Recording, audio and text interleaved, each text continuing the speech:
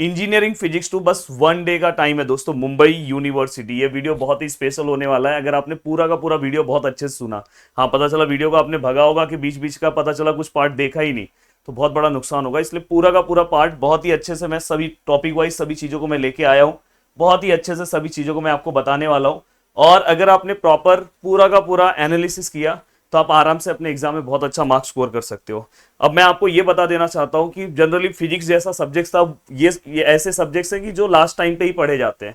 मैंने मेरे एग्जाम के टाइम पे जब मैंने फिजिक्स 2 का पेपर था, तो उस टाइम पे मेरे पास भी बहुत कम टाइम रहता था, तो मैं भी 2 से 3 दिन में पढ़ के मैंने 60 आउट ऑफ 55 मार्क्स स्कोर किया था। तो मेरे पास कुछ ऐसे तरीके हैं जो मैं आपको बताना चाहता हूँ कि जिससे आप आराम से आप भी स्कोर कर सकते हो, कि ऐसे आप कौन से टॉपिक पे फोकस करो, कैसे आपको लर्निंग करना है वो भी मैं बता रहा हूं। देखो मेरा पढ़ने का जो तरीका था सब कुछ बता रहा हूं।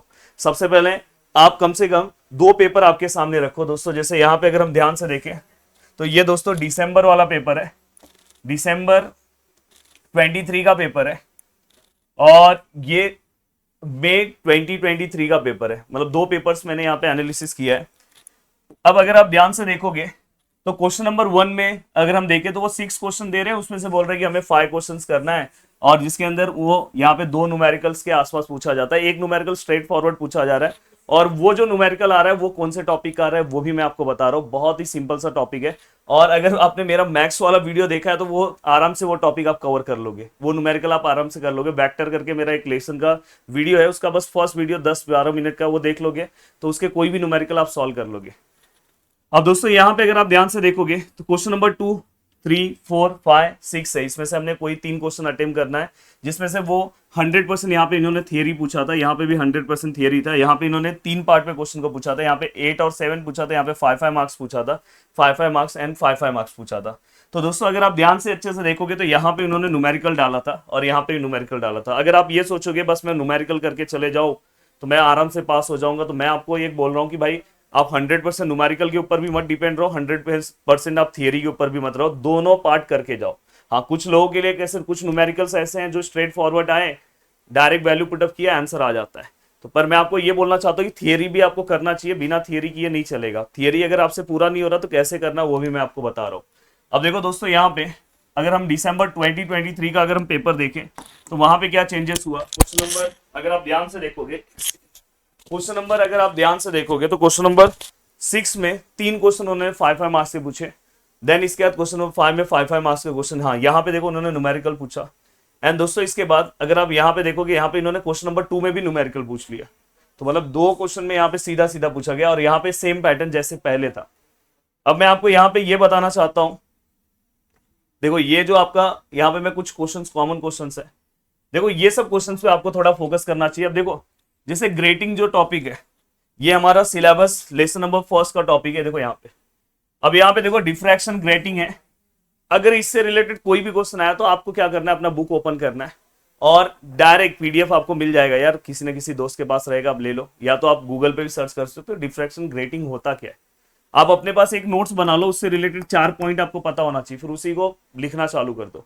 बट कुछ ऐसे क्वेश्चन है जैसे यहाँ पे देखो रिजॉल्विंग पावर ऑफ ग्रेटिंग है, तो रिजॉल्विंग पावर ऑफ ग्रेडिंग है, तो इसके अंदर दोस्तों थोड़ा सा डेरिवेशन टाइप में, मतलब ये थोड़ा सा डायग्राम और ये सब टाइप में, तो इसलिए बुक का आपको हेल्प लेना होगा।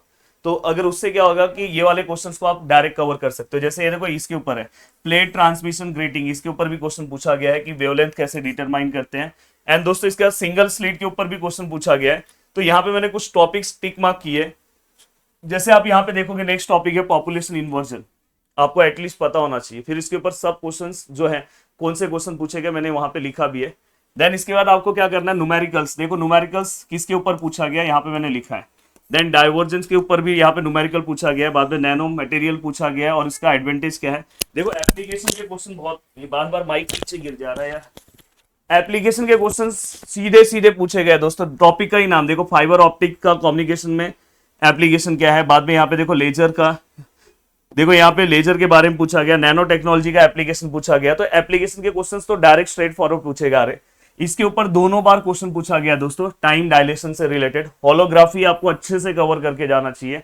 देन दोस्तों इसके बाद देखो एम्पियर सर्किट लॉ, और बाद में दोस्तों SEM इससे रिलेटेड है। देन यहाँ पे अगर आप देखोगे, देखो ये वाला सेम टॉपिक है। देन यहाँ पे ट्रांसफॉर्मेशन, देन यहाँ पे देखो ये एंड देन यहाँ पे ये इससे रिलेटेड एक और पार्ट है, मैं आपको ब्रीफ सिलेबस में दिखा रहा हूँ। देखो ये पार्ट, हाँ ये देखो, ये जो मैं यहाँ पे डेरिवेशन, ये मैं यहाँ पे न्यूमेरिकल बोल रहा हूँ इससे रिलेटेड। देन यहाँ पे देखो सिंगल स्लिट का मैक्सिमम मिनिमा का condition, semiconductor laser, Gauss law, relativity and optical fibre का एप्लीकेशन। अब देखो आपको यहाँ पे थोड़ा सा आंसर लिखने का तरीका बहुत अच्छा रखना है। फिजिक्स के अंदर कुछ चीजें अगर आपको कम भी पता है, पर जहाँ पे डायग्राम्स है, डायग्राम्स के ऊपर आप ज्यादा फोकस करो। अभी जैसे यहाँ पे अगर मैं बात करूँ यूनिट नंबर 2 की, तो यहाँ पे देखो मैंने कुछ टॉपिक्स हाईलाइटेड किए हैं।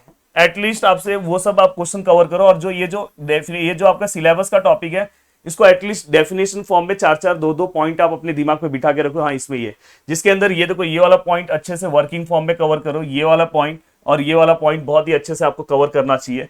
देन दोस्तों होलोग्राफी बहुत अच्छे से आपको कवर करना चाहिए। और देखो अभी टाइप्स ऑफ पंपिंग के अलग अलग जो टाइप्स हैं, बस उसको आप एक बार पढ़ लो, बस हो गया। फिर उससे रिलेटेड कुछ भी है, आप देखो यहाँ पे नंबर मोड है, और यहाँ पे अगर आप देखोगे टाइप्स ऑफ ऑप्टिकल फाइबर्स, तो अब देखो फाइबर ऑप्टिक्स इन कम्युनिकेशन, तो ऑलरेडी इसके ऊपर क्वेश्चन पूछा गया। तो इसलिए मतलब सिलेबस सामने रखो और फटाफट देखो ये वाला जो टॉपिक है दोस्तों, यहाँ पे इंडेक्स फाइबर है, ये देखो यहाँ पे इसके ऊपर न्यूमेरिकल आपको पूछा जाएगा। देन एंगल ऑफ एक्सेप्टेंस है, इसके ऊपर भी पूछा जाएगा। वी नंबर, वी मोड, इसके ऊपर न्यूमेरिकल है, तो इसके फटाफट आपको न्यूमेरिकल्स देख लेने चाहिए। अब मैं चलता हूँ नेक्स्ट टॉपिक की ओर दोस्तों। देखो यहाँ पे इलेक्ट्रो डायनेमिक वाला जो हमारा टॉपिक है दोस्तों, तो मोस्टली मैंने बोला ना यहाँ पे आपको इसके ऊपर क्वेश्चन पूछा गया, स्केलर एंड वेक्टर फील्ड के ऊपर। देन अगर आप ध्यान से देखोगे तो यहाँ पे कुछ लॉ है जो हमें अच्छे से कवर कर लेना चाहिए। जैसे यहाँ पे फैराडे लॉ है, एम्पियर लॉ के ऊपर आ गया तो आपको फैराडे लॉ अच्छे से कवर करना चाहिए। गॉस लॉ ऑलरेडी आया हुआ है, तो ये अगर आप कवर कर लोगे तो बस ये अभी तक इसके ऊपर जो है, अगर आप एम्पियर लॉ देखोगे तो ये भी पूछा जा चुका है। तो आप मैक्सवेल इक्वेशन और ये वाला पार्ट अभी अच्छे से कवर कर लो, और ये वाला पार्ट आप कवर कर लोगे तो आपका काम हो जाएगा। अब दोस्तों यहाँ पे अगर मैं आगे आता हूँ, यहाँ पे नेक्स्ट पार्ट की ओर आता हूँ, तो देखो इसमें ये जो 2 टॉपिक है इसके ऊपर क्वेश्चन पूछे गए।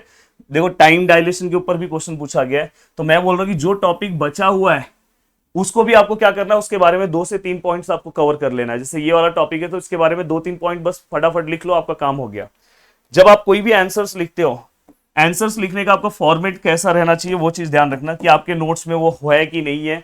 आप गूगल पे स्केच डायग्राम सर्च कर लो उस टॉपिक का, यहाँ पे आप उसका डायग्राम बनाओ, यहाँ पे आप डेफिनेशन लिखो, एंड दोस्तों यहाँ पे आप क्या करो, उस टॉपिक का मेन एक्सप्लेनेशन लिखो जैसे वर्किंग है। और हमेशा याद रखना जो बड़े क्वेश्चंस आते हैं उसमें आप लास्ट में एप्लीकेशन हमेशा लिखना, चाहे उन्होंने बोला है या नहीं बोला है। एडवांटेज अगर उस टॉपिक का है तो आप लिख दो, डिसएडवांटेज है वो लिख दो। और जैसे हर कोई भी आप टॉपिक प्रिपेयर कर रहे हो तो उसके स्टार्टिंग का 1-1, 2-2 पॉइंट आप अपने दिमाग में बिठा लो, तो आप आराम से अपने एग्जाम में लिख लोगे। अभी जैसे यहाँ पे देखो ये टॉपिक है, नैनो टेक्नोलॉजी का टॉपिक आप बहुत अच्छे से कवर कर सकते हो। जैसे देखो SEM के ऊपर पूछा गया है, ये वाला भी पूछा गया, तो आप TEM भी रेडी रखना। ऐसा नहीं कि बस ये 2 पूछा है तो ये नहीं करना, गलती हो जाएगी, हो सकता है TEM पूछ ले, तो ये भी आपके पास बहुत अच्छे से रेडी होना चाहिए दोस्तों। अब देखो बॉल मिलिंग के ऊपर पूछा जाता है, तो ये जो अलग अलग यहाँ पे डेफिनेशन टाइप में आप इसे कवर कर सकते हो। तो ये जो मेथड्स हैं, ये मेथड्स आपको हर एक मेथड्स के बारे में कुछ ना कुछ आपको आइडिया होना चाहिए। अब दोस्तों अगर आप देखोगे, ये देखो surface to volume ratio, direct by direct ऐसे ही क्वेश्चन पूछा गया था, अगर आप देखोगे मैंने आगे क्वेश्चन में लिखा है। देन दोस्तों यहाँ पे 2 अप्रोच है। देखो एटलीस्ट आपको इस टेक्निक के बारे में थोड़ा बहुत आइडिया होना चाहिए। मैं ज्यादा नहीं बोल रहा हूँ कि आपको 2-3 पेज का आइडिया होना चाहिए। 5 मार्क्स के क्वेश्चन के लिए हिसाब से आप रेडी करो। डायग्राम, मैं तो बोल रहा हूँ सबसे पहले आप डायग्राम्स कर लो, डायग्राम जहां जहां पे मिल रहा है वहां पे डायग्राम्स कर लो, जो मिल रहा है। नहीं मिल रहा है तो आप गूगल पे सर्च करो।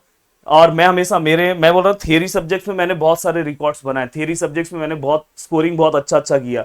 रीजन क्या है कि मेरे आंसर्स लिखने का तरीका अलग रहता था। मैं बाकी लोग सबके पास वही नोट्स हैं, पर मैं क्या करता था पता है, वो टॉपिक सर्च करता था, गूगल पे जाता था, उसका स्केच डायग्राम सर्च करता था, स्केच डायग्राम जो भी है, तो फिर मैं वो डायग्राम बनाता था। डायग्राम से एक आपका अलग इंपैक्ट आता है। और आप इंजीनियरिंग स्टूडेंट हो तो आप अपने पेपर्स में, अपने आंसर्स में थोड़ा सा नया मतलब एक अलग तरीके से अपने आंसर्स को लिख सकते हो।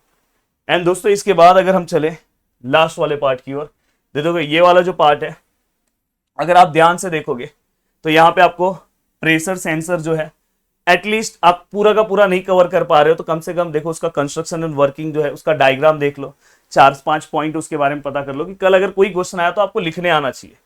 देन दोस्तों नेक्स्ट टॉपिक ये है, इसके बारे में भी इसमें कुछ कॉन्सेप्ट है जो आपको अच्छे से कवर कर लेना चाहिए।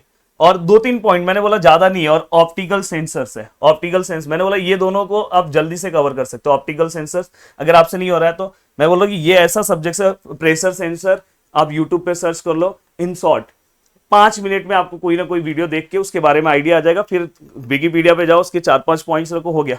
कोई भी पॉइंट आप लिख लोगे। देन इसके बाद दोस्तों यहाँ पे पायरो इलेक्ट्रिक सेंसर, मैं बोल रहा हूं कि ये प्लीज ध्यान से, जिस तरह से मैं चीजों को बता रहा हूं, एक दिन में पूरा का पूरा आप 100% सिलेबस कवर करके आराम से 50+ मार्क्स स्कोर कर सकते हो। तो सबसे पहले आप ऐसे टॉपिक वाइज अपने एक बुक लो, उसके अंदर कम से कम 10 पेज में सभी चीजों को लिख दो। जैसे अभी इससे रिलेटेड 4-5 पॉइंट, इससे रिलेटेड, उसी को बार बार पढ़ो, बार बार उसी को पढ़ो। देखो कल का एग्जाम आपका बहुत जोरदार जाएगा। उम्मीद कर रहा हूं कि मैंने बहुत अच्छे तरीके से आपको हेल्प किया। वीडियो को देखने के लिए दिल से thanks. Thank you so much दोस्तों। मिलते हैं नेक्स्ट लेक्चर में। जय हिंद दोस्तों।